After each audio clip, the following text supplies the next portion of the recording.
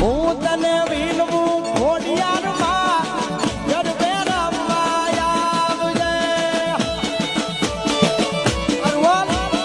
હું તને વિનવું ખોડલમાં ગરબે રમવા આવજે.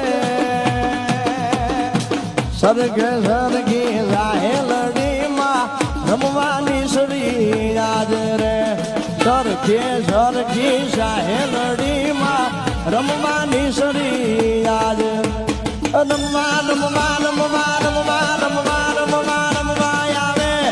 એક સાથે બોલો ગોપાલભાઈ જેવું થાય